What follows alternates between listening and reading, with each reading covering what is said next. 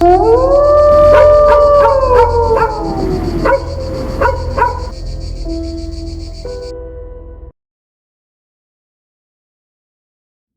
di jalur lama, kabut turun pelan di atas Ranupani, seperti selembar kain abu-abu yang menutup dunia. Pagi itu seharusnya cerah, tapi langit kelabu, matahari tersangkut di balik awan, dan suara ayam kampung pun terdengar aneh, pendek, seperti terpotong di udara. Kapten Surya berdiri di pinggir danau, memperhatikan permukaannya yang tenang. Ia sudah berpuluh kali mendaki gunung, tapi udara di Ranupani kali ini lain. Tak ada angin, tak ada burung, hanya suara napasnya sendiri yang terasa berat. Di belakangnya, 3 anggota tim sedang memeriksa perlengkapan. Gas oximeter aman, tanya Surya. Semua berfungsi, Kapten, jawab Togar, pria berwajah keras dengan bekas luka di pelipisnya. Ia menepuk ranselnya, peralatan lengkap, sinyal radio oke. Tapi cuacanya, ia menatap kabut, aneh, padahal perakiraan seminggu ini harusnya cerah. Surya hanya mengangguk. Gunung gak baca perakiraan, Gar. Alia menoleh, mengusap bahunya yang dingin. Saya dengar cerita, Pak. Katanya setelah 2018, sering ada pendaki yang dengar suara di atas Kalimati. Togar terkekeh pelan. Ah, gosip. Kalau semua suara aneh kita percaya, gak bakal ada yang berani naik lagi. Surya diam. Ia tahu cerita itu. Tahun 2018, 4 pendaki hilang tanpa jejak. Tenda merah mereka ditemukan utuh, tapi di dalamnya hanya ada kabut yang tak pernah hilang meski matahari sudah naik tinggi. Surya sendiri ikut dalam pencarian waktu itu. Ia masih ingat, salah satu korban bernama Raka Pradana, nama yang sampai kini menempel di kepalanya seperti gema yang tak selesai. Tim mereka kali ini bukan pendaki biasa. Mereka adalah bagian dari proyek kecil yang dibentuk diam-diam oleh instansi. Tujuannya, menelusuri kembali jalur lama Semeru yang pernah ditutup karena sering memakan korban. Bagas, anggota termuda, membawa peta kertas yang sudah menguning. Pak, ini aneh, katanya, menunjuk garis tipis di kertas. Jalur lama ini, nggak ada di GPS. Tapi keterangan di bawahnya masih jelas. Ada tulisan tangan. Surya menunduk. Di pojok peta, dengan tinta hampir pudar, tertulis. Jalur yang tak boleh dibuka 2018. Alia menggigit bibirnya. Siapa yang tulis itu, Pak? Surya menjawab pelan, aku. Siang menjelang, mereka mulai bergerak dari Ranupani menuju Arcopodo, jalur resmi yang kini sepi. Tanah basah, rumput menyimpan embun, dan kabut tak beranjak walau matahari sudah di atas kepala. Langkah mereka berat, bukan karena medan, tapi karena udara yang seperti menahan waktu. Alia berjalan di belakang, memperhatikan pepohonan di kiri kanan. Ia merasa tiap batang pohon seperti menatap balik, kulit kayu menyerupai wajah, akar menjulur seperti tangan.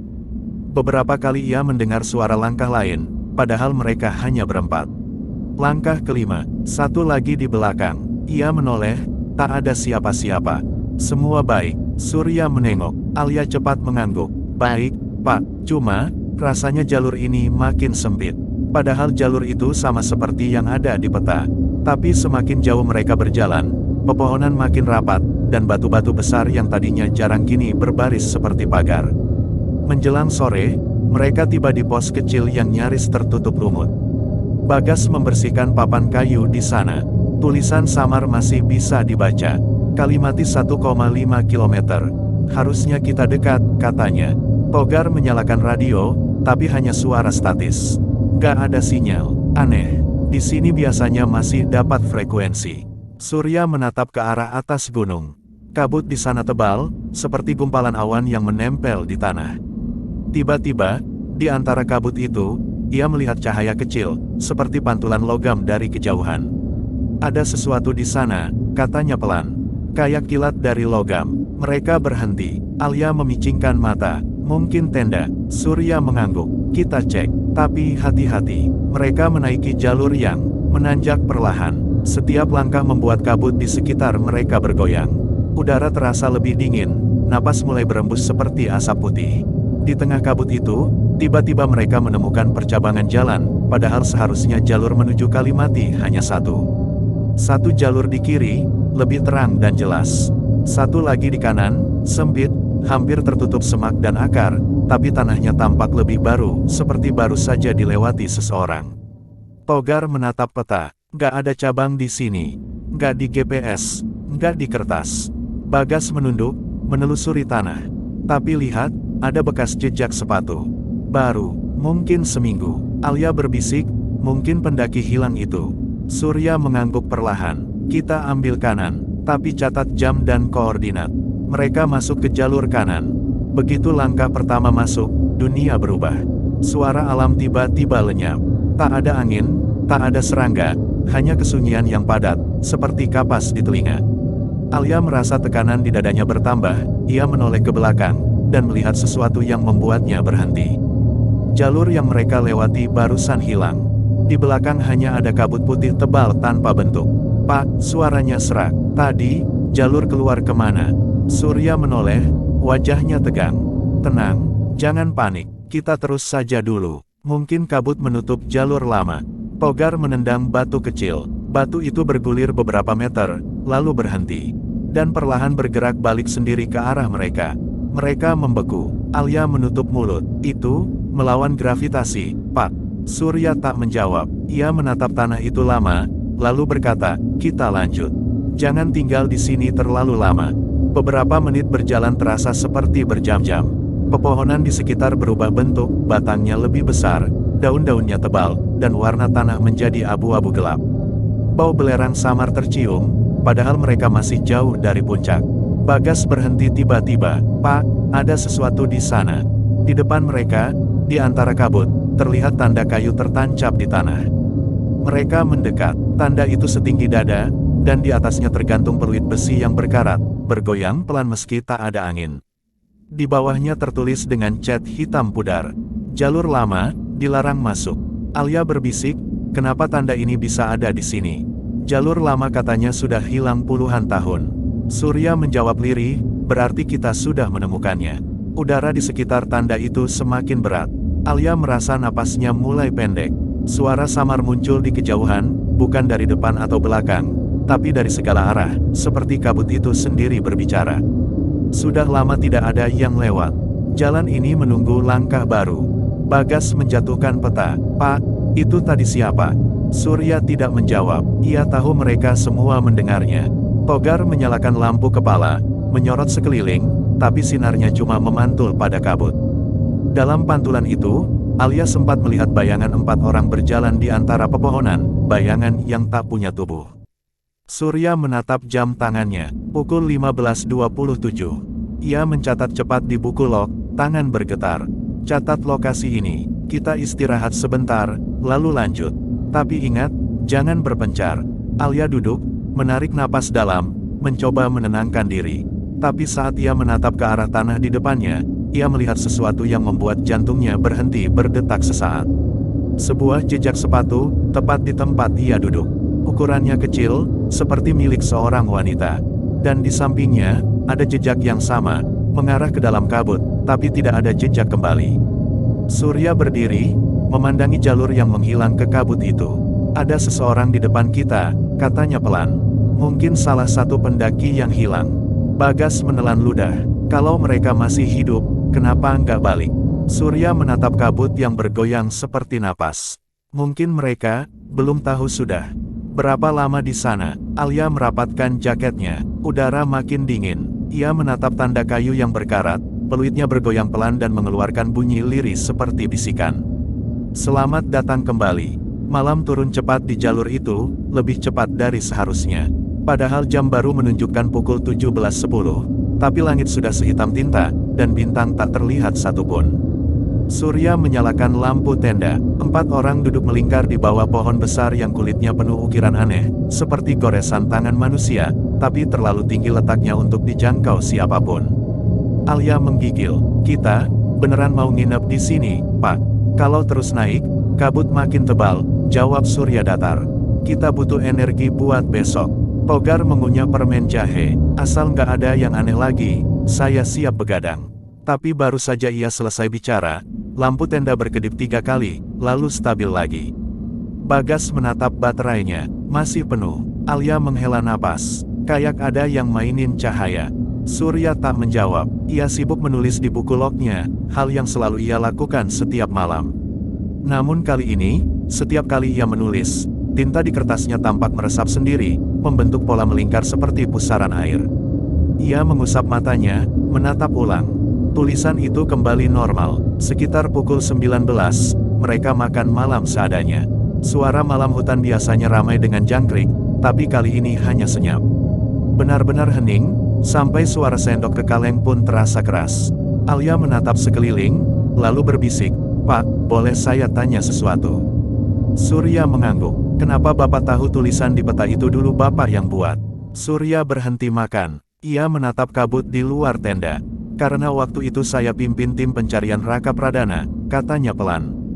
Togar menoleh cepat. "Yang hilang tahun 2018 itu." Surya mengangguk. 4 orang, salah satunya Raka. Jalur mereka ditemukan tak jauh dari sini. Tapi, setelah hari ketiga, semua pemandu yang saya bawa mulai halu. Satu bilang lihat bayangan 4 orang di antara kabut. Satu lagi bilang jam tangannya berhenti di pukul 17.10, sama kayak sekarang. Bagas menelan ludah. "Dan setelah itu, apa yang terjadi?" Surya menatapnya dengan mata kosong. "Tak ada yang kembali waras. Hanya aku." Sekejap, semua diam. Di luar tenda, kabut mulai bergerak seperti gelombang. Bukan oleh angin, tapi seperti ada sesuatu di dalamnya yang berjalan mengitari tempat mereka. 4 orang, selalu 4 orang. Suara itu datang perlahan, nyaris tak terdengar, tapi jelas bukan halusinasi. Alia menutup telinga. "Kalian dengar, kan?" Togar berdiri, menyorotkan senter keluar. Sinar lampu memantul ke pepohonan, lalu ke tanah. Di sana, mereka melihat 4 bayangan manusia, berdiri sejajar, diam menatap ke arah mereka. Bayangan itu tak punya wajah, hanya siluet hitam pekat. Dan anehnya, bayangan itu meniru gerakan mereka. Ketika Togar mengangkat tangan, bayangan ikut. Ketika Alia mundur, bayangan di depannya juga mundur. Surya menggertakkan gigi. "Jangan panik, mereka cuma pantulan cahaya." Tapi saat Togar mematikan senter, bayangan itu masih di sana. Tenda tiba-tiba bergetar pelan, seperti tersentuh sesuatu dari luar. Alia menjerit kecil. "Pak!" Surya langsung berdiri, menarik parang. Ia membuka sedikit resleting tenda, menyorot keluar dengan lampu kepala. Tak ada apa-apa, hanya kabut tebal, dan di antara kabut itu, tampak bayangan seseorang berlari cepat ke arah timur. "Bagas, ambil lampu kedua." Mereka berempat keluar tenda. Udara begitu dingin, seolah meremas paru-paru. Langkah-langkah mereka menimbulkan bunyi berat di tanah lembab. "Pak, lihat ini," seru Bagas. Di tanah basah, terlihat jejak sepatu baru, kecil, ramping, dan jumlahnya 4 pasang. Togar memegang lututnya. 4 orang lagi. Surya menatap jauh ke kabut. Mereka bukan baru. Ini, jejak yang sama dari 2018. Kabut di depan mereka mulai bergerak aneh, seperti tirai yang tersibak. Tiba-tiba, mereka melihat bayangan tenda lain, lusuh, robek, tapi masih berdiri. "Gak mungkin," Alia berbisik. Mereka mendekat. Begitu cahaya lampu menyorot ke tenda itu, tulisan di bagian depannya terbaca samar. "Raka 2018. Togar hampir menjatuhkan lampu. "Itu, nama korban." Surya menatap tenda itu lama, lalu perlahan membuka resletingnya. Bau busuk menyengat keluar, tapi bukan seperti bangkai hewan, lebih seperti logam terbakar dan tanah basah. Di dalamnya, bukan tubuh. Hanya 4 buku log, sama persis dengan yang Surya bawa sekarang. Dan setiap buku punya tulisan nama, Raka, Dimas, Lila, Seno. Alia membuka salah satu dengan tangan gemetar. Halaman pertama masih jelas. Hari kedua, jalur kabut semakin aneh. Raka bilang waktu terasa berputar. "Kami merasa sudah jalan 6 jam, tapi matahari tidak bergerak." Ia menelan ludah, membuka halaman berikutnya, dan berhenti. Tulisan berikutnya menampilkan kalimat yang baru, tinta masih basah. "Kami mendengar suara. Mereka datang lagi. 4 orang baru. Salah satunya bernama Surya." Bagas mundur. "Pak, ini bercandakan." Surya membeku, wajahnya pucat. "Itu tidak mungkin. Aku bahkan belum pernah ke sini sejak." Tiba-tiba, semua tenda mereka padam. Kegelapan total menelan mereka. Di tengah kegelapan itu, mereka mendengar sesuatu. Langkah kaki perlahan, dari segala arah. Seperti 4 orang berjalan mengelilingi mereka. Alia menyalakan senter kecil, dan saat cahaya menembus kabut, ia menjerit histeris. Di hadapannya, berdiri seorang pria dengan wajah yang sangat ia kenal, tapi kulitnya pucat, matanya kosong, dan bibirnya tersenyum perlahan. "Raka," bisik Surya. Pria itu menatapnya, lalu berbicara dengan suara seperti gema. "Kalian akhirnya datang. Kami tidak pernah pergi." Surya melangkah maju. "Raka, dengar aku. Kami di sini buat bantu."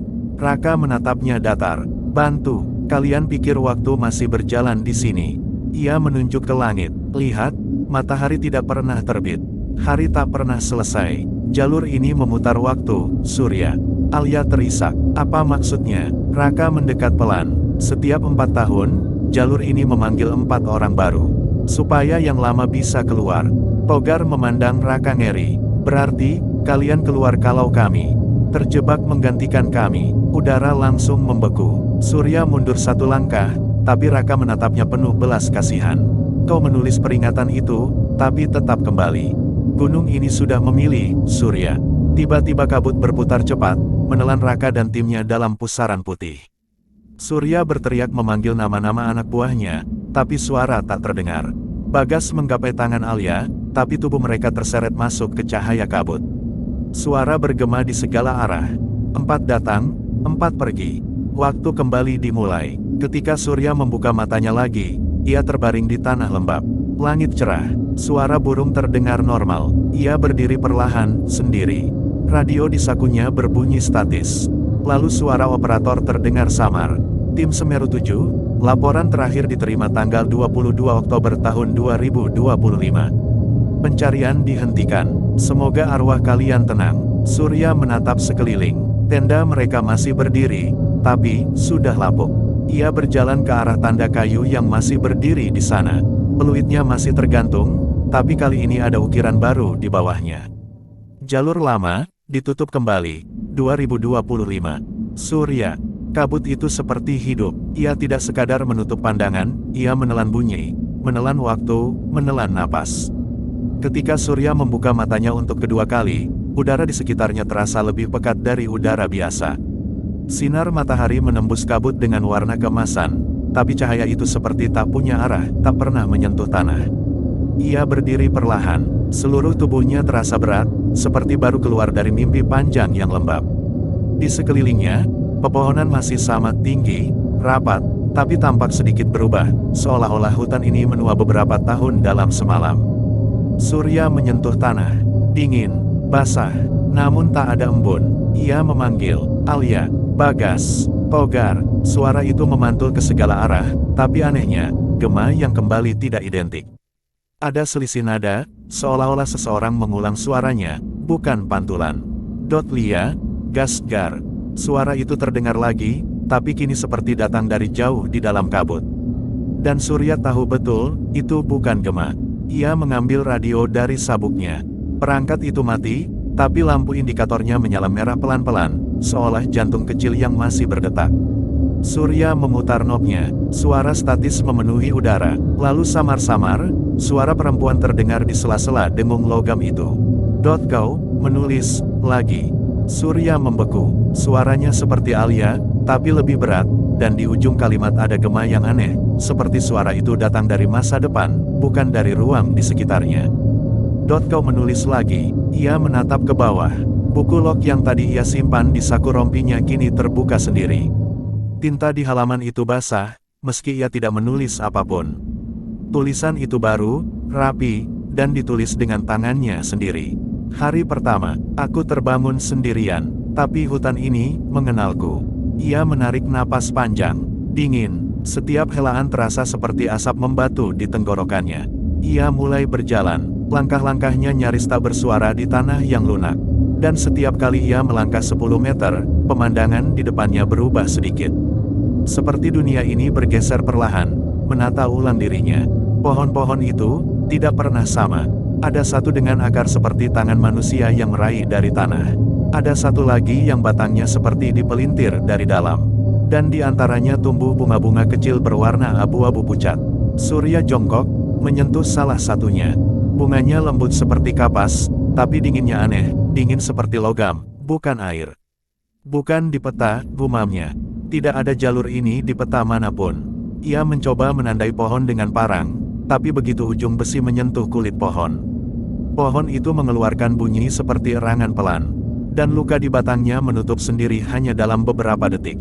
Surya mundur selangkah, jantungnya berdegup cepat.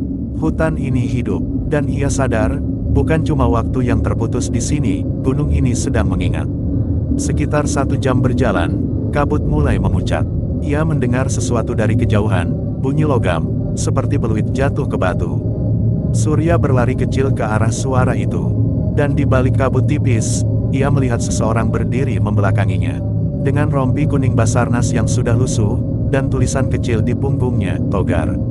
Togar, pria itu tidak menoleh. Surya mendekat cepat, menepuk bahunya, dan tubuh Togar terasa dingin, terlalu dingin untuk manusia. Togar menatapnya perlahan, wajahnya tenang, tapi matanya kosong, pupilnya membesar seperti bayangan. Pak, katanya pelan, kita udah lama di sini. Apa maksudmu? Baru semalam kita. Enggak, Pak, lihat. Togar menunjuk ke tangannya. Jam digital di pergelangan tangannya menunjukkan tanggal 12 Oktober tahun 2018. Surya menatap wajahnya, separuh antara percaya dan takut. Itu mustahil. Mungkin, Pak, kata Togar. Tapi saya, udah nyoba naik ke atas 5 kali. Turun juga 5 kali. Dan setiap kali saya tidur, kabutnya ganti arah. Ia menatap langit yang hampir tak terlihat. Di sini, waktu bukan jalan. Dia lingkaran. Surya terdiam. Kata-kata itu mengalir seperti racun di benaknya. Togar mengajaknya ke tempat ia bernaung. Di antara pohon raksasa, ada sisa-sisa tenda. Kainnya masih utuh, tapi warnanya kusam. Dan di sebelahnya, Surya melihat batu nisan kecil dengan nama yang ditulis dari kayu. Alia 2025. Surya berlutut, jantungnya seperti berhenti. Kau yang nulis ini? Togar menatap tanah. Saya enggak tahu, Pak. Waktu saya bangun, batu itu udah di sini. Tapi Alia belum mati. Belum? Atau belum lagi? Kalimat itu membuat udara di sekeliling mereka semakin berat. Malam jatuh lagi, tapi kali ini lebih aneh, matahari tidak tenggelam di barat, melainkan memudar di tengah langit. Seolah diserap oleh kabut yang mengeras seperti kaca cair. Surya menyalakan api unggun kecil. Togar duduk diam, menatap ke tanah. Pak, katanya, Bapak tahu nggak kenapa Raka bilang jalur ini muter? Karena waktu di sini berhenti. Bukan, karena gunung ini nyimpan semua langkah yang pernah dilewati. Kita pikir kita jalan ke depan, padahal kita nginjek jejak sendiri. Surya menatapnya lama. Di antara cahaya api yang redup, wajah Togar terlihat lebih tua, seperti sudah bertahun-tahun di sana. Berarti, kalau kita berhenti jalan, kita hilang. Jadi bagian dari jalur. Api berkeredap. Dari dalam kabut, muncul suara yang lembut tapi jelas, suara perempuan. Pak Surya. Suara itu membuat darah di kepala Surya berdesir. Itu suara Alia. Ia berdiri cepat. Alia, di mana kau? Suara itu terdengar lagi, lebih jauh. Pak Surya, tolong saya. Surya melangkah ke arah kabut, tapi Togar menahan tangannya. Jangan, Pak, itu bukan dia. Aku tahu suaranya. Saya juga tahu, tapi yang manggil kita di sini, bukan manusia. Surya menarik tangannya kasar dan berjalan menembus kabut. Langkahnya berat, tapi dorongan dalam dadanya lebih kuat daripada ketakutannya. Kabut menelan cahaya api di belakangnya. Sekarang hanya gelap dan dingin. Suara Alia semakin jelas. Pak Surya, saya di sini. Ia melihat siluet di kejauhan, seseorang berdiri di antara dua batu besar. Rambut panjang, tubuh mungil. Itu pasti Alia. Ia berlari, tapi begitu ia sampai di depan sosok itu, kabut menipis, dan wajah yang menatapnya bukan Alia. Itu wajah Lila, salah satu pendaki yang hilang tahun 2018. Kulitnya pucat seperti tanah basah, bibirnya biru, dan matanya kosong. Ia tersenyum perlahan. Surya, kamu nulis aku? Iya. Surya mundur setapak. Apa, kamu nulis di buku log waktu itu? Nama kami, kau pikir kami mati, tapi kami cuma tertulis. Ia mengulurkan tangan. Kalau kamu nulis lagi, kami hidup lagi. Tapi ganti waktu. Ganti tempat, ganti orang. Surya berlari. Ia tak tahu kemana, tapi tubuhnya bergerak seolah dipaksa keluar dari sana. Di belakangnya, kabut menutup kembali, dan suara Lila terdengar perlahan seperti bisikan dari dalam tanah. Jangan berhenti menulis, Surya, kalau berhenti, kau akan hilang. Ia kembali ke tempat Togar, terengah-engah, tapi api unggun sudah padam. Dan di tempat Togar duduk, hanya ada buku log terbuka. Dengan tinta yang masih basah, menulis sendiri. Hari kedua, Togar hilang saat aku berpaling. Surya menatap tulisan itu lama. Tangan kirinya gemetar. Ia menyentuh pena di sakunya, tapi pena itu kini panas, seolah berdenyut hidup. Dari jauh, kabut kembali bergerak. Suara jam terdengar pelan, seperti berdetak dari dalam tanah. Tik, tak, tik, tak. Ia menatap langit, yang kini berubah warna menjadi kelabu pudar. Matahari masih di tempat yang sama. Waktu tidak berjalan. Ia tersadar, satu hal pasti, ia telah menulis masa depannya sendiri. Langit menggigil dalam diam, kabut menggantung seperti tirai yang tak mau bergeser, dan di bawahnya, Surya duduk sendirian, menatap buku log yang terbuka di lututnya. Halaman itu masih menulis sendiri. Setiap huruf muncul perlahan, seperti sedang diukir oleh tangan tak kasat mata. Hari ketiga, aku sendirian, tapi langkah-langkahku terdengar ganda. Ada yang mengikuti, tapi tak pernah terlihat. Surya memegang pena yang mulai panas di tangannya. Kalau aku berhenti nulis, gumamnya, aku hilang. Ia mengingat kata-kata Lila, suara yang tidak mungkin ada di tahun ini, tapi begitu nyata. Jadi ia mulai menulis lagi. Tapi kali ini ia tidak menulis fakta, melainkan harapan. Aku akan menemukan Alia, aku akan keluar dari sini. Saat titik terakhir tinta menetes, kabut di depannya bergetar pelan, seperti tirai yang ditarik angin lembut. Dan di sana, di balik putihnya kabut, tampak siluet seseorang berjalan perlahan ke arahnya. Tubuh ramping, rambut panjang, suara napas terengah-engah. Pas Surya, ia hampir menjatuhkan pena. Alia berdiri di hadapannya, wajahnya pucat, tapi nyata.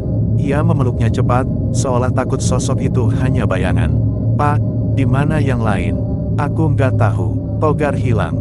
Bagas belum kutemukan. Saya juga sendirian. Tapi tadi saya lihat seseorang di kabut, mirip bapak tapi mukanya tua. Saya panggil, dia nggak jawab. Surya menatapnya tajam. Jangan percaya pada yang kamu lihat di sini.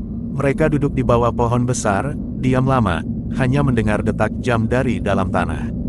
Alia menatap buku log di tangan Surya.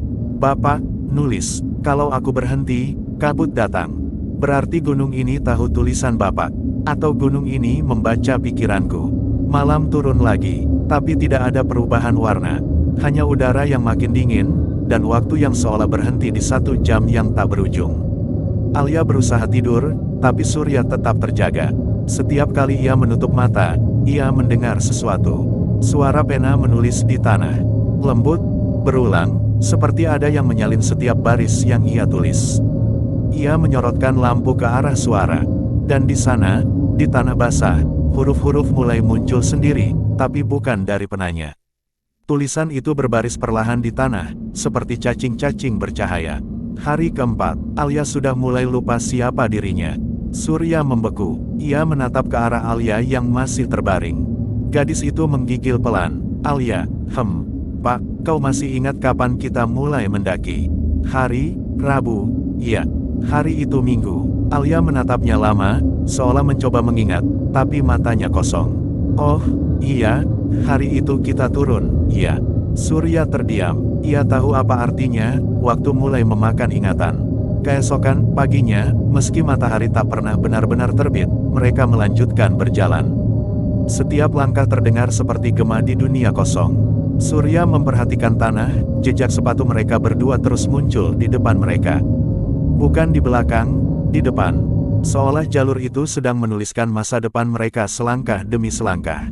Alia memperlambat langkah. Pak, kalau jalur ini ingat semua yang pernah lewat, berarti Raka juga masih di sini. Mungkin, kalau begitu, kita bisa ketemu dia. Atau dia yang akan menemukan kita. Beberapa jam berjalan, mereka menemukan sebuah pos kecil dari kayu, separuh runtuh. Dan di papan lapuk di depannya masih terbaca tulisan samar. Pos Kalimati 2018. Tinta itu belum kering, padahal pos itu jelas sudah hancur bertahun-tahun. Di atas meja pos, tergeletak sebuah kamera rusak. Alia mengambilnya, membuka memori yang sudah karat. Di dalamnya hanya ada satu foto. 4 orang berdiri di depan pos yang sama. Raka, Dimas, Lila, dan Surya. Surya menjatuhkan kamera itu. Ini, bukan mungkin. Alia menatapnya. Itu, Bapak, tapi foto ini dari 2018. Berarti waktu di sini nggak jalan ke depan. Surya memandangi foto itu lagi. Di ujung bawah, tertera tanggal otomatis. Tanggal 22 Oktober tahun 2025, pukul 17.10. Tanggal hari ini, jam yang tak pernah berubah.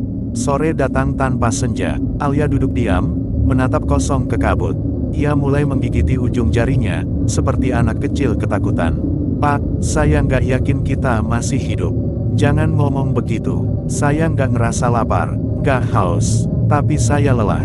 Itu karena waktu di sini nggak punya siang dan malam. Atau karena kita cuma bayangan dari sesuatu yang udah selesai.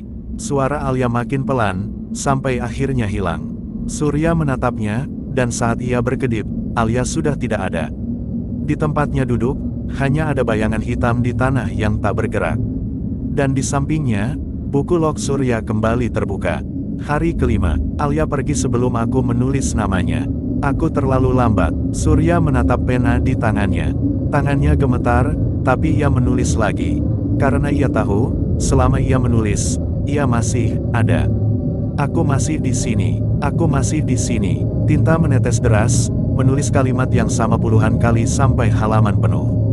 Tapi saat ia mengangkat pena, huruf-huruf itu berubah bentuk, bergabung, lalu membentuk kalimat baru tanpa ia sadari. Aku masih di sini, tapi bukan aku yang menulis. Surya menatap tulisan itu ngeri. Udara menjadi dingin seperti air es.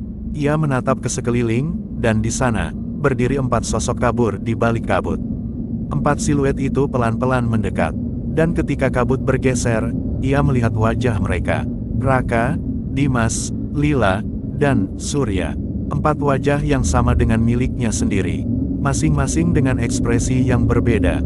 Marah, sedih, kosong, dan tenang. Kau akhirnya menulis kami lagi, kata Surya yang di depan, dengan suara lembut.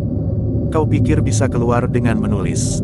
Kau hanya menambah lingkaran. Surya mundur. Tidak, aku cuma mencatat. Tidak ada catatan di sini, hanya pengulangan. 4 bayangan itu melangkah ke depan bersamaan. Waktu terputus karena kau menolak lupa. Surya berteriak, menutup telinganya, tapi suara mereka berubah jadi ribuan bisikan. Dari tanah, dari pohon, dari udara. Kau menulis. Gunung mengingat. Sekarang kau tertulis. Ia berlari menembus kabut. Buku log di tangannya terbuka, halaman-halaman beterbangan seperti sayap burung hitam. Setiap lembar menampilkan wajah Alia, Togar, Bagas, semuanya tersenyum samar. Dan di bawah foto mereka tertulis tanggal yang sama, tanggal 22 Oktober tahun 2025. Ia berhenti di sebuah tebing. Di bawah sana, hanya kabut, tak ada dasar. Tapi di dalam kabut itu, ia melihat tenda-tenda lama. Dan di antaranya, tubuh-tubuh duduk diam menulis di buku log masing-masing. Puluhan, ratusan, semua wajahnya dirinya sendiri. Tidak, gumamnya, ini bukan nyata, tapi pena di tangannya kembali hidup, menulis sendiri di udara. Waktu yang terputus tidak bisa disambung. Hanya diulang, hanya ditulis ulang. Surya menjatuhkan pena, suara jatuhnya menggema panjang, seperti logam yang menembus air. Ia menatap ke atas, langit berputar pelan, lalu berhenti di warna yang tidak pernah ia lihat sebelumnya, warna antara abu-abu dan biru mati. Lalu, dari kejauhan, terdengar suara peluit. Nada panjang, tunggal, yang ia kenal betul, peluit tim pencarian. Surya menatap sekeliling, kabut mulai retak, seperti kaca yang pecah oleh sinar. Dan di sela-sela celahnya, ia melihat cahaya matahari yang nyata untuk pertama kali sejak entah kapan. Ia melangkah 1 kali ke depan. Tapi sebelum tubuhnya melewati kabut itu, sebuah tangan dingin mencengkeram bahunya. Ia menoleh. Raka berdiri di belakangnya, wajahnya hancur, tapi matanya hangat. Kau nggak bisa keluar sendirian, Surya. Gunung ini butuh 4 orang baru, 4 yang lama, 4 yang hilang. Jalur ini harus lengkap. Raka menatapnya penuh iba. Kalau kau keluar, salah satu dari kami harus menulis. Surya menatap pena di tanah. Lalu ke langit, lalu ke wajah Raka. Aku lelah menulis, katanya pelan. Raka mengangguk. Maka biarkan aku yang menulis namamu kali ini. Ia memungut pena itu, menatap halaman terakhir di buku log. Dan dengan tangan yang gemetar, menulis. Hari terakhir, Surya kembali ke waktu yang utuh. Begitu titik tinta terakhir mengering, kabut di sekeliling mereka pecah. Udara berubah terang, dan suara gunung kembali hidup, angin, burung, gemericik air. Raka tersenyum tipis, lalu lenyap bersama kabut. Ketika Surya membuka matanya lagi, ia sudah berada di kaki Semeru. Beberapa pendaki berdiri di kejauhan, menatap heran. Ia menatap tangan kirinya, masih ada bekas tinta di jari. Dan di dalam sakunya, buku lognya tertutup rapi. Di sampulnya kini tertulis, catatan jalur lama, ditulis ulang. Raka Pradana, tahun 2018 sampai tahun 2025. Surya menatap gunung yang menjulang di depan, puncaknya diselimuti kabut halus. Dan entah kenapa, ia tersenyum kecil. Karena jauh di dalam kabut itu, ia tahu, waktu masih berputar. Dan gunung masih menulis. Langit di atas Semeru pagi itu tidak biru. Ia berwarna seperti abu dingin, bergoyang halus di sela ranting. Seakan waktu sendiri menolak untuk kembali berjalan dengan cara yang wajar. Surya berdiri di antara kabut yang perlahan turun dari lereng. Ia sudah di kaki gunung, atau setidaknya, ia percaya begitu. Namun udara di sekelilingnya masih terlalu pekat untuk disebut normal. Angin yang menyentuh kulitnya membawa aroma yang aneh, seperti campuran antara getah pohon pinus, abu bekas pembakaran, dan sesuatu yang berkarat. Ia merasakan nadi gunung itu berdetak pelan, dalam dan berat, seperti jantung bumi yang belum selesai bermimpi. Buku log di tangannya masih sama. Sampulnya menampilkan tulisan, catatan jalur lama, ditulis ulang, dan setiap kali Surya membukanya, halaman pertama selalu kosong, lalu mulai terisi perlahan, meski penanya tak menyentuh kertas. Tanggal 22 Oktober tahun 2018. Cuaca cerah. 4 orang pendaki memulai perjalanan dari Ranupani. Surya menutup buku itu perlahan. Tahun 2018. 7 tahun lalu. Dan suara itu, suara pena menulis tanpa perintah, membuat bulu kuduknya berdiri. Ia menatap jalur kecil di depannya. Seharusnya jalur itu menuju Ranukumbolo, tapi papan penanda yang biasanya ada di sana sudah hilang. Sebagai gantinya, di batang pohon cemara tua, terukir huruf-huruf kasar. Baliklah sebelum diketik. Kata, diketik, membuat Surya tersenyum miris. Gunung ini seperti sedang mengejeknya, menertawakan obsesi lamanya terhadap pencatatan, terhadap menulis setiap langkah sebagai bentuk kendali atas ketakutan. Sekarang, tulisan itu malah menjebaknya. Ia menarik napas panjang dan mulai berjalan. Langkah-langkahnya bergaung, seperti suara orang lain yang berjalan di belakang. Beberapa jam berlalu tanpa matahari. Pohon-pohon mulai tumbuh lebih rapat, dan di sela-selanya, kabut membentuk wajah. Bukan wajah yang jelas, hanya garis samar, seperti foto yang terbakar sebagian. Sesekali, Surya mendengar suara tawa kecil, seperti milik Lila, atau panggilan Dimas yang dulu sering memecah keheningan. "Pak, kesini, lihat, puncaknya udah kelihatan, Pak." Tapi suara itu hanya gema, atau kenangan, atau sesuatu di antara keduanya. Ia berhenti di sebuah batu besar, tempat mereka dulu pernah beristirahat. Dan di sana, entah bagaimana, masih tertinggal botol minum berwarna biru muda yang ia kenali betul. Labelnya sudah pudar, tapi nama di bawahnya masih terbaca samar, Lila. Surya meraihnya perlahan. Begitu jari-jarinya menyentuh plastik itu, udara di sekitarnya mendadak berhenti bergerak. Suara hutan menghilang, dan dari dalam kabut, terdengar suara napas seseorang, pelan, dekat, dan berat. "Pak, Surya," ia menoleh cepat. Di balik kabut, berdiri sosok perempuan dengan wajah tertutup rambut panjang basah. Tapi suaranya lembut, dan begitu ia bicara lagi, Surya tahu itu Lila.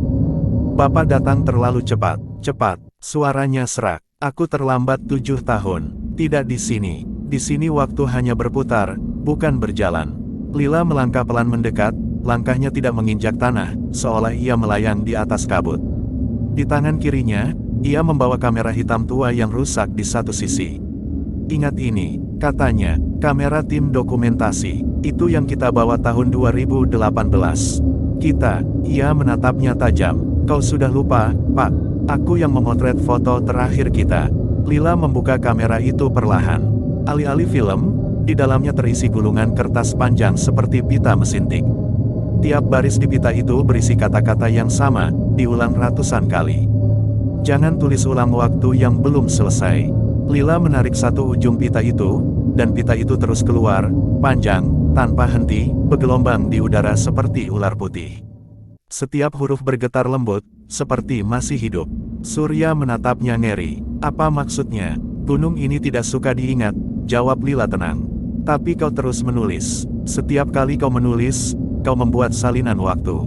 Sekarang, ada dua Semeru, satu yang nyata, satu yang kau ciptakan. Aku hanya ingin memahami, dan gunung hanya ingin diam. Suara Lila makin pelan, dan wajahnya mulai memudar. Tapi sebelum benar-benar lenyap, ia menatap Surya sekali lagi, tajam, dengan mata penuh peringatan. Kalau kau dengar suara kami lagi, jangan jawab. Itu bukan kami, itu waktu yang sedang menulis balik. Lalu kabut menelan tubuhnya perlahan. Dan hanya pita mesin tik itu yang tersisa, menggantung di udara, bergoyang pelan.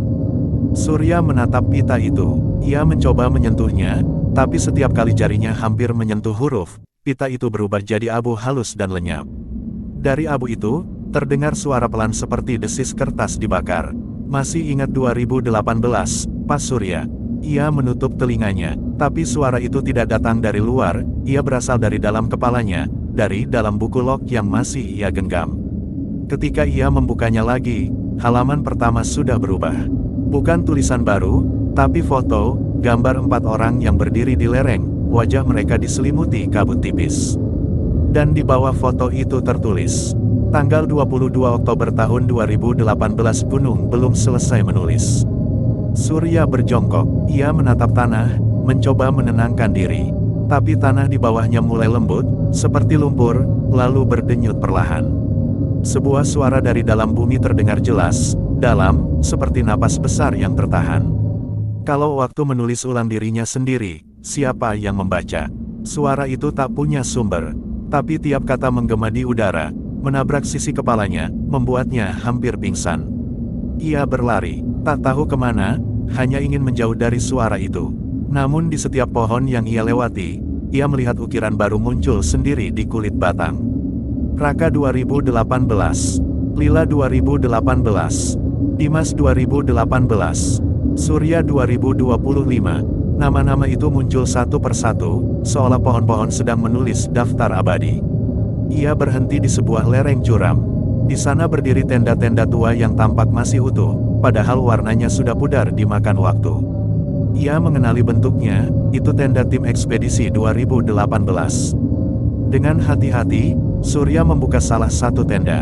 Di dalamnya, udara terasa lebih berat, seperti air dingin yang mengisi paru-paru. Dan di sana, duduk menghadap dinding tenda, seorang pria muda dengan jaket yang sudah lusuh, memegang pena di tangan kanan, buku log di tangan kiri.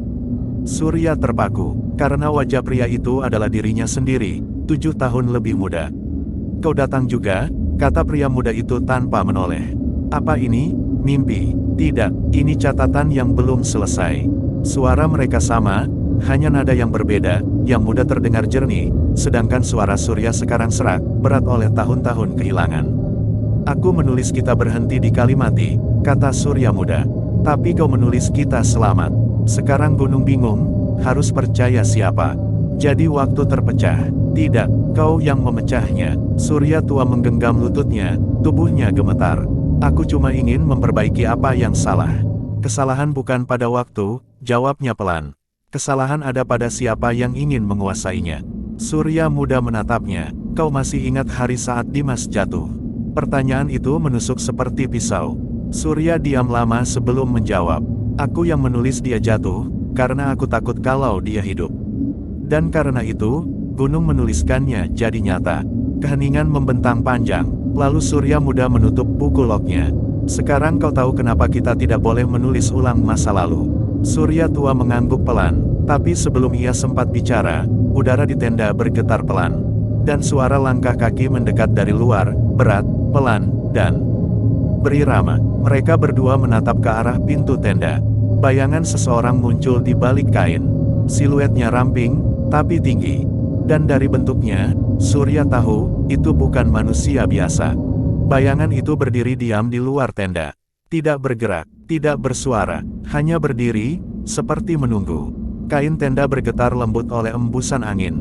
Dan di sela lipatan kain yang terbuka sedikit, Surya melihat mata, dua titik cahaya keabu-abuan, redup, tapi hidup. Ia menatap Surya muda di depannya. Yang muda berbisik pelan, kalau kau keluar, kau nggak akan balik. Tapi kalau kau diam, dia akan masuk. Suara langkah itu kembali terdengar. Perlahan, seperti ritme detak jantung gunung. Satu langkah, lalu hening panjang. Satu langkah lagi, sampai akhirnya kain tenda robek perlahan dari ujung atas. Dan dari celah itu, masuk kabut tipis yang berputar seperti asap. Di tengah kabut itu, muncul tangan, pucat, kurus, jari-jarinya panjang seperti ranting cemara yang membusuk. Tangan itu menyentuh tanah, lalu menulis sesuatu di pasir lembab di depan mereka. Huruf demi huruf terbentuk, dengan gerakan pelan dan bergetar. Aku belum sempat turun. Surya tua menelan ludah. Suara yang keluar dari tenggorokannya serak seperti batu diseret. Dimas, tangan itu berhenti menulis. Lalu, dari kabut, muncul sosok utuh. Dimas, dengan tubuh yang masih mengenakan jaket hitam yang sama seperti 7 tahun lalu, tapi kulitnya pucat seperti kapur. Ia tersenyum pelan, senyum yang tidak menyentuh matanya. Pak Surya, katanya, suaranya parau, kenapa Bapak nulis saya jatuh? Surya memundurkan diri, tapi lututnya tak kuat. Ia jatuh terduduk. Surya muda hanya menatap diam, seperti tahu bahwa momen ini harus terjadi. Saya nggak salah langkah waktu itu, lanjut Dimas. Saya masih pegang tali, tapi tanahnya hilang sendiri. Gunung nelen saya, tapi Bapak bilang di lock, saya jatuh karena panik. Aku nggak bermaksud. Tapi gunung percaya tulisan Bapak. Dimas menunduk, suara napasnya berat, dan setiap kali ia berbicara, udara di sekitarnya makin dingin. Sekarang saya di antara tahun 2018 dan 2025. Nggak bisa naik, nggak bisa turun. Hanya bisa baca tulisan Bapak. Ia mendekat, langkahnya tidak meninggalkan jejak. Bapak tahu rasanya dilupakan, katanya pelan. Rasanya seperti tidur yang nggak punya pagi. Surya menunduk, tubuhnya bergetar. Aku mencoba menulis ulang semuanya agar kita bisa selamat. Tapi kita nggak bisa diselamatkan dengan tulisan. Dimas mendekat lebih jauh, lalu berjongkok di depan Surya. Wajahnya sekarang begitu dekat, dan dari matanya, Surya bisa melihat kabut berputar perlahan, seperti pusaran air di dalam bola kaca. Bapak menulis saya jatuh. Sekarang, tulis saya naik. Suasana menjadi beku. Surya muda berdiri, menatap mereka berdua. Kalau kau turuti, dia akan hilang. Tapi kalau kau menolak, gunung akan menulis ulang kita semua. Surya tua menggenggam pena. Ia menatap Dimas yang kini menatapnya dengan tatapan memohon, bukan lagi marah. Tulislah, Pak, bisik Dimas. Biar gunung tahu saya masih mau hidup. Tangan Surya gemetar. Ia menulis di buku log itu, perlahan, huruf demi huruf. Dimas naik kembali ke jalur puncak. Langkahnya stabil, napasnya tenang. Begitu titik terakhir ditulis, tubuh Dimas memudar perlahan, seperti debu yang tersapu cahaya. Tapi kali ini, ia tersenyum sungguh-sungguh sebelum lenyap. Terima kasih, Pak. Suara itu menghilang bersama kabut. Tenda berhenti bergetar, udara menghangat sedikit. Namun halaman buku log kini berubah sendiri. Tulisan Surya tadi menyebar ke seluruh halaman. Lalu menulis kalimat baru tanpa ia gerakkan pena. Setiap nyawa yang ditulis kembali akan menulis balik penulisnya. Surya menutup buku itu cepat.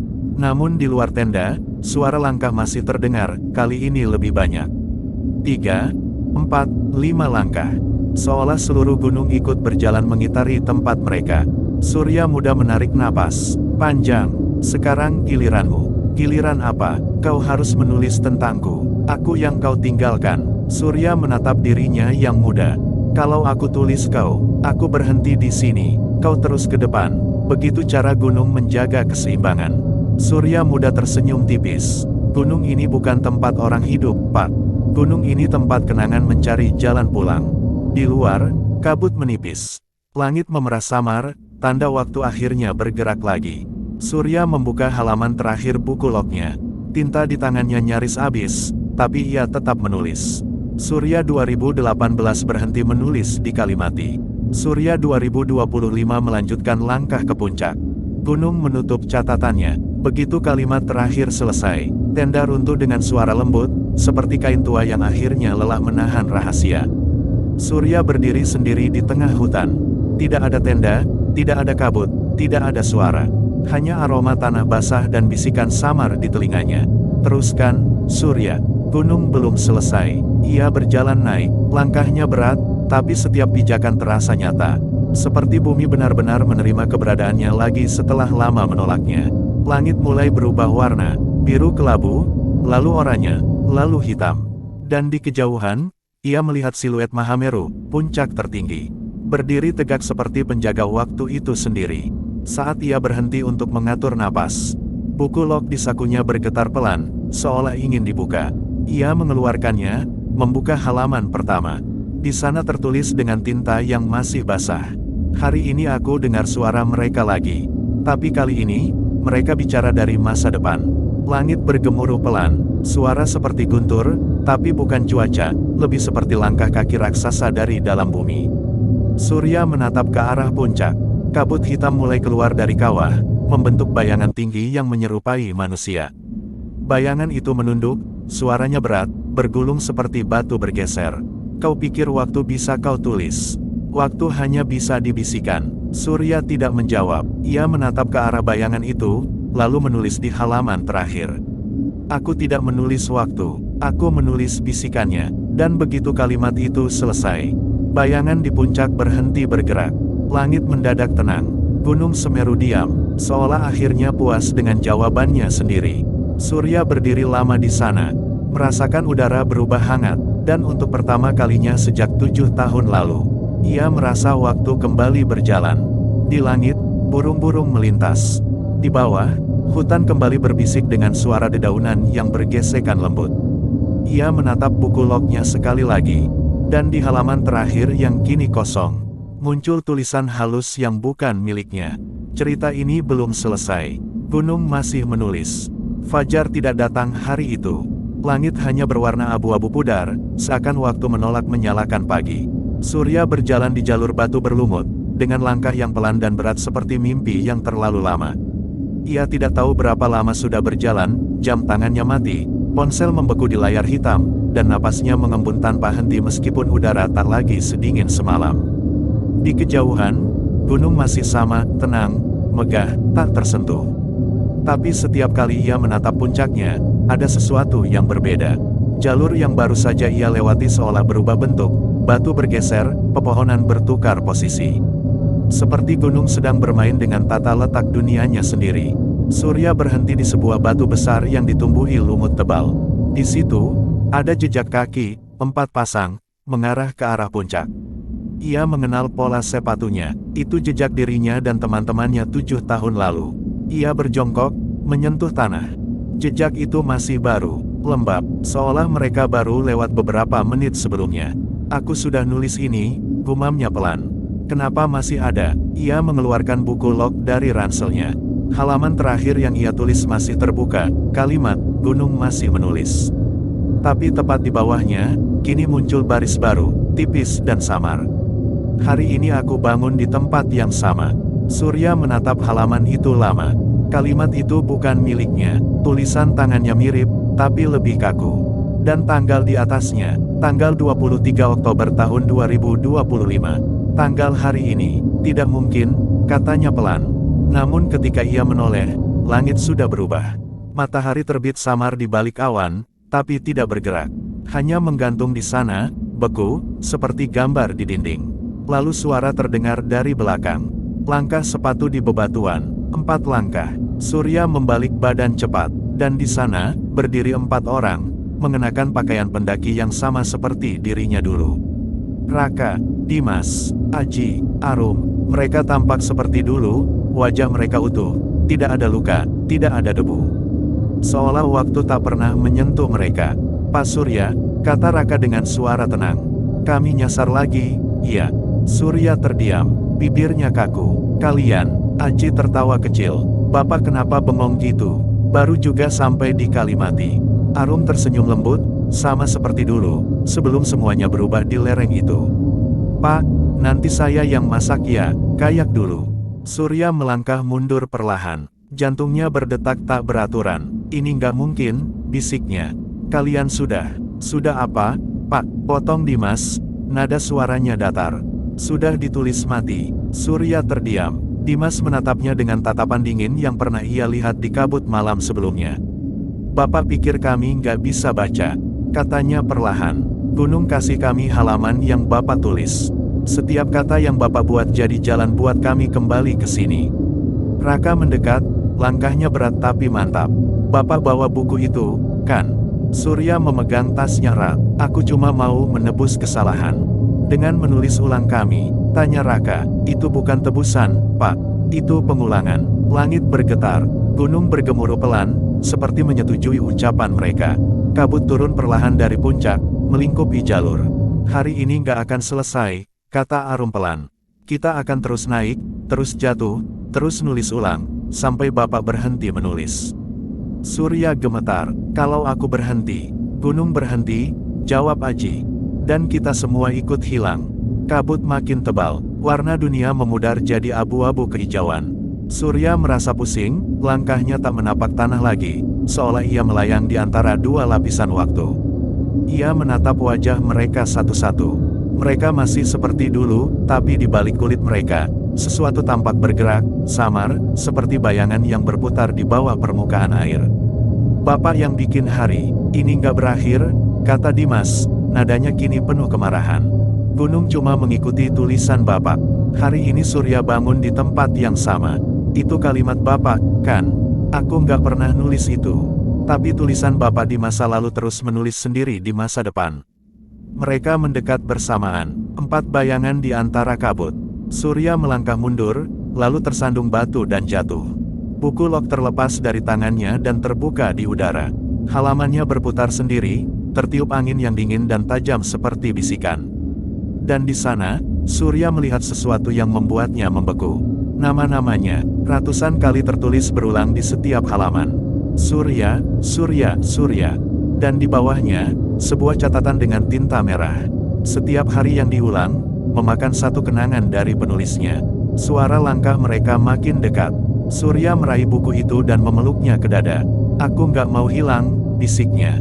Dimas berjongkok di depannya, wajahnya kini buram, seolah separuh transparan. Kalau Bapak mau keluar dari hari ini, bakar buku itu. Tapi kalau kubakar, kalian semua. Kami sudah mati 7 tahun lalu. Surya menunduk, matanya basah. Aku cuma nggak mau kalian hilang. Arum tersenyum lembut. Kita semua sudah jadi bagian dari gunung, Pak. Tapi Bapak masih hidup. Bapak harus berhenti menulis tentang kami. Angin tiba-tiba bertiup kencang. Kabut tersapu ke segala arah, menampakkan langit yang kini berwarna kelabu keperakan. Gunung bergemuruh keras, dan tanah di bawah mereka mulai retak. Raka berteriak, sekarang, Pak, bakar. Surya menatap buku lognya untuk terakhir kali. Halaman-halaman itu kini menulis sendiri, cepat, berisik, seperti ratusan pena tak terlihat sedang menyalin waktu. Ia membaca sebaris terakhir sebelum apinya dinyalakan. Ketika penulis berhenti menulis, gunung akan mulai bercerita sendiri. Surya menggigit bibir, menyalakan korek dari sisa bensin di saku. Api kecil itu menari di ujung jarinya, lalu menyentuh kertas. Halaman pertama terbakar perlahan, dan suara seperti napas panjang keluar dari tanah. 4 bayangan di depannya mulai memudar satu-satu. Raka tersenyum terakhir kali. Terima kasih, Pak. Sekarang gunung bisa tidur. Dimas menunduk. Kalau nanti Bapak dengar kabut berbicara, itu cuma kami yang bilang selamat tinggal. Arum dan Aji lenyap bersamaan, meninggalkan hanya bau tanah basah dan asap tipis. Surya menutup matanya, tangannya masih memegang sisa abu buku log yang kini hangus seluruhnya. Ketika ia membuka mata, langit sudah terang, matahari benar-benar terbit kali ini. Di sekelilingnya, tak ada kabut, tak ada tenda, tak ada jejak. Hanya padang rumput kali mati yang sepi dan hangat. Ia menatap tangannya, abu itu menghilang, tapi di telapak tangannya kini ada bekas tulisan samar, seperti tato yang belum jadi. Hari ini akhirnya selesai. Surya tersenyum lemah, menatap puncak Semeru yang berkilau di kejauhan. Tapi sebelum melangkah turun, suara kecil berbisik di belakangnya. Halus, nyaris seperti hembusan angin yang malu-malu. Kalau hari ini selesai, siapa yang akan menulis besok? Kabut turun kembali, namun kali ini berbeda, bukan kabut yang dingin, tapi hangat, berwarna keemasan, seperti cahaya sore yang menetes di antara dedaunan. Surya berdiri di tengah padang Kalimati, tapi tempat itu terasa lain. Langitnya terlalu tinggi, tanahnya terlalu tenang. Dan udara di sekitarnya seperti menunggu sesuatu. Ia menyadari sesuatu yang aneh. Jejak kakinya menghilang setiap kali ia melangkah. Seolah bumi menolak menyimpan ingatannya. Aku sudah membakar bukunya, gumamnya pelan. Kenapa aku masih di sini? Jawabannya datang bukan dari suara, tapi dari arah angin. Embun bergerak, daun-daun bergetar, dan dari balik kabut muncul siluet seseorang, tubuh tinggi kurus, berbalut kain kusam, wajahnya samar seperti dilapisi debu waktu. Sosok itu berjalan perlahan ke arahnya. Tidak meninggalkan bayangan, tidak menimbulkan suara, hanya gerakannya yang menggeser udara, lembut tapi pasti. Kau menulis gunung? Kata sosok itu dengan suara dalam yang tidak berasal dari mulutnya. Tapi gunung sudah menulis sebelum manusia tahu apa itu huruf. Surya menatapnya, jantungnya berdegup keras. Siapa kau? Sosok itu tersenyum samar. Aku penjaga tulisan pertama, yang menulis waktu agar tak hilang di kabut. Surya mundur setapak. Aku cuma ingin menebus kesalahan. Aku ingin menyelamatkan mereka. Tidak ada yang bisa diselamatkan dari cerita yang sudah ditulis, jawabnya tenang. Kau hanya bisa memilih, menjadi pembaca, atau menjadi bagian dari tulisannya. Kabut di sekeliling mereka mulai berputar. Bayangan pepohonan berubah bentuk menjadi simbol-simbol samar, lingkaran, garis, huruf kuno yang berpendar di udara. Setiap huruf itu bergerak seperti makhluk hidup, merayap ke tanah, lalu menghilang. Apa maksudmu? Tanya Surya dengan suara serak. Kau menulis untuk melawan waktu. Tapi setiap kata adalah janji kepada gunung. Kau menulis mereka hidup lagi, maka gunung harus mengulang hari untuk memenuhi janji itu. Jadi gunung yang terjebak, karena aku. Sosok itu mendekat, wajahnya kini mulai jelas. Kulitnya pucat seperti batu pualam, tapi matanya menyala lembut, berwarna biru pucat seperti langit sebelum badai. Bukan hanya gunung, semua yang hidup di dalamnya juga. Surya menunduk, tangannya bergetar ketika ia menyadari sesuatu. Di bawah kulitnya, samar, terlihat garis-garis hitam halus seperti urat tinta, menjalar dari pergelangan menuju dada. Apa yang terjadi padaku? Gunung menulis balik penulisnya, jawab sosok itu. Setiap kali kau mencoba menghapus hari, tinta waktu masuk ke darahmu. Surya merasakan tubuhnya semakin berat. Kakinya tak bisa digerakkan. Udara di sekitarnya berdenyut seperti halaman buku yang dihembus angin. Berhenti melawan, bisik sosok itu. Biar aku tunjukkan bagaimana gunung membaca. Tiba-tiba semuanya hening. Tidak ada suara angin, tidak ada suara burung, bahkan napas Surya pun seolah berhenti. Dan di depan matanya, dunia berubah. Ia tidak lagi berdiri di Kalimati. Ia berada di ruangan batu besar yang dindingnya penuh tulisan, ribuan coretan, simbol, angka, nama. Beberapa nama dikenalnya, Dimas, Raka, Arum, Aji, Surya. Tapi ada juga nama-nama lain yang jauh lebih tua, nama-nama yang tak pernah ia dengar tapi terasa akrab. Setiap tulisan berpendar lemah, seperti urat nadi bumi. Dan di tengah ruangan itu, ada buku raksasa, terbuka di atas altar batu, halamannya terus bergerak sendiri meski tak ada angin. Sosok penjaga berdiri di sampingnya. Inilah naskah gunung, katanya. Setiap pendaki, setiap batu, setiap kabut, tertulis di sini. Surya mendekat perlahan. Di halaman itu, ia melihat tulisan yang belum selesai. Surya, 2025. Membakar buku, mengakhiri hari, lalu baris di bawahnya kosong. Tinta di sana berdenyut, pelan, menunggu sesuatu. Ini akhirku, tanya Surya pelan. Akhir adalah kata yang tidak dikenal oleh gunung, jawab penjaga itu. Yang ada hanya jeda, tapi aku ingin pulang. Pulang bukan arah. Pulang adalah ingatan. Sosok itu mengulurkan tangannya ke arah halaman kosong itu. Tulis satu kalimat terakhir, Surya. Tapi hati-hati, satu kalimat terakhir menentukan apakah kau akan mengulang hari ini selamanya, atau keluar dari tulisan gunung untuk selamanya. Surya menatap halaman kosong itu lama sekali. Pikirannya berputar, wajah Raka yang tertawa di bawah kabut, suara Arum yang memanggilnya untuk makan, tawa Dimas yang menggema di lereng, dan suara Aji yang bilang ia akan naik duluan ke puncak. Semuanya seperti gema yang belum sempat padam. Ia menggenggam pena yang tiba-tiba muncul di tangannya, pena yang terbuat dari kayu cemara, ujungnya meneteskan tinta hitam pekat seperti darah. Ia menunduk, dan mulai menulis perlahan. Aku berhenti menulis agar gunung bisa tidur. Begitu titik terakhir selesai, buku itu menutup sendiri dengan suara lembut.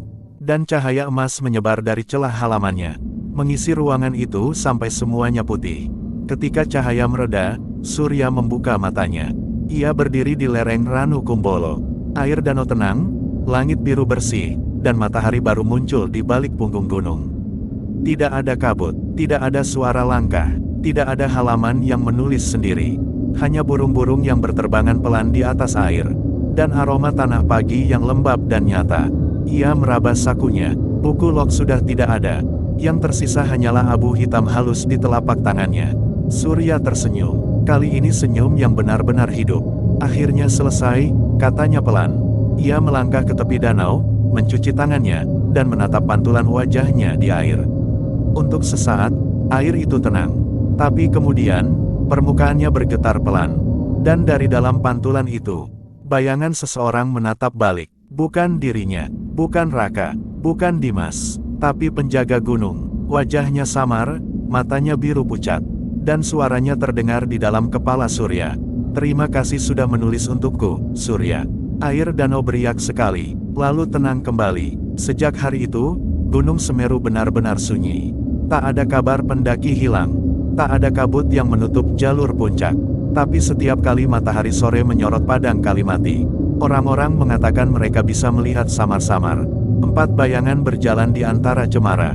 Dan seorang pria di belakang mereka, menulis sesuatu di udara dengan jari-jarinya. Sebelum semuanya hilang bersama cahaya senja.